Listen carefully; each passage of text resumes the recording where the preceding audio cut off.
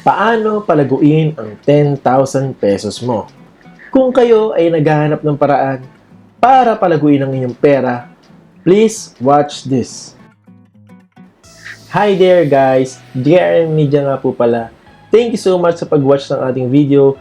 Please don't forget to subscribe and hit the notification bell para lagi kang updated sa mga videos natin.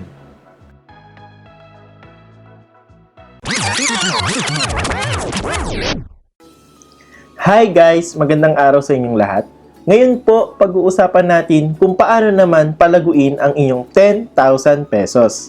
Dahil alam naman po natin guys na mahirap kapag iisa lang ang ating source of income. Kaya naman I want to encourage all of you na sana naman magkaroon ikaw ng second source of income. Aside from your present income right now. Ang tanong ng karamihan agad sa atin, wala naman akong malaking puhunan. Alam nyo po ba, sa halagang 10,000 pesos, pwede ka nang makapag-start at ika nga, pwede nyo na itong palaguin. What? Yes at yes and yes. Tama po mga kaibigan ang narinig nyo. Teka, paano ba yan JRM? Kaya nga po sa video na ito, pag-uusapan po natin ang 5 effective ways para lumago ang inyong 10,000 pesos. Ang ituturo ko din po sa inyo, syempre, kung ano po yung advantages and disadvantages. And syempre, sa huli po, magbibigay po ako ng mga final thoughts ko kung paano nyo po ito may apply.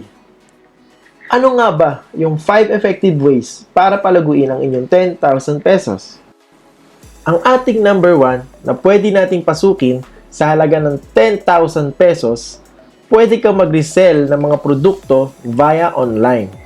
Ang advantage naman nito, pwede ka nang kumuha ng mamura lang na produkto and then i-market mo online. So, makakapili ka ng mga gusto mong produkto. Ang aking mga suggestion na pwede nyong ibenta sa inyong mga produkto, number 1, regarding sa health products, mga herbal, vitamins.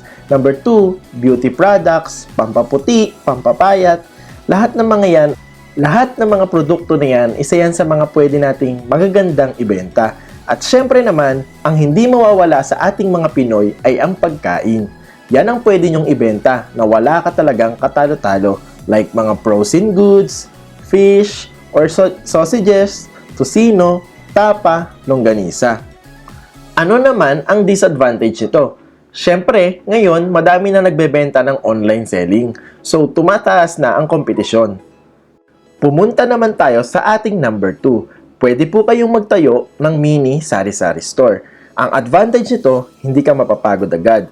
Dahil ang gagawin mo lang ay, so imagine, ang inyong pwesto po ay nasa inyo lang bahay. So, work from home ka, pwede kayong magtinda kahit nasa bahay nyo lang po.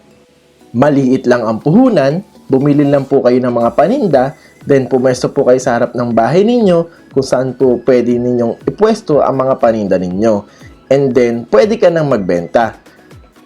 Actually po, ang isang kagandahan dito, ang umpisahan mo ay yung mga essentials muna. O diba? Napakaganda. Pwede nyo rin magamit if hindi natin mabenta. Ang disadvantage naman is ganito. Maaaring wala kang pwesto kasi sa sari-sari store, alam naman po natin na hindi ganun kalaki ang tubo. Syempre, isa pang disadvantage, baka madami na kayo sa inyong area. Baka may mga kakumpetensya ka pa. Kaya mga ka-JRM, palagi po natin tatandaan, mag-research muna po tayo na maigi bago pumasok sa isa pa pong negosyo. For our number 3, sa halagang 10,000 pesos na pwede nyong pasukan at simple lang is load retail business.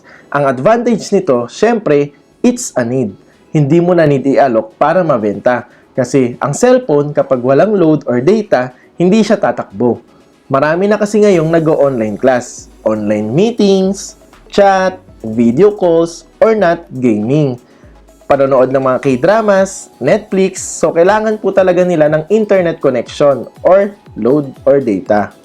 So pagdating sa advantage, hindi mo na kailangan ibenta ang produkto kasi kailangan ito ng mga tao.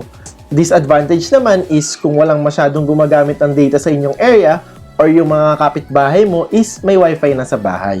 Okay, bago po tayo pumunta sa ating number 4 tips kung ano ang pwede natin pasukin upang palaguin ang 10,000 pesos mo, please guys, mag-comment po kayo sa baba if may suggestion po kayo para sa iba nating mga friend na nanonood kung ano ang pwede nilang pasukin upang palaguin ang kanilang 10,000 pesos. Maraming salamat po. So, para po sa ating pang-apat, pwede po kayo magtayo ng ika nga mamihan, dimsum cart, or parisan business. Alam nyo po, lalo na kung parating na yung tag-ulan na season, tiyak na papatok yung mga comfort food na like mami, dimsum, at lugaw. Yan po ang masasarap lalo kung malamig ang panahon. At syempre kung mainit naman ang panahon, the best ang halo-halo, ice cream. Isa na pwede mong gawin kung wala ka pang pwesto, pwede kang gumawa ng sidecar or motor na pwede mong gamitin para maging mobile ng iyong parisan or mamihan. At kung saan madaming tao, dun ka magbebenta. Ang disadvantage again, madami na pong nag-a-attempt magsimula ng ganitong business. Syempre, kaso lang yung iba na panghihinaan ng loob. Or kaso lang ang sinasabi ng iba parang ayaw na nilang magsimula. So hindi sila nakakapag-umpisa. And last but not the least, sa halagang 10,000 pesos, alam mo ba, pwede mo na ding gawin ang homemade food business. Like for example, magaling po kayo sa baking or paggawa ng pasta or pansit, kahit anong specialty ninyo. Ito siguradong mabenta ito.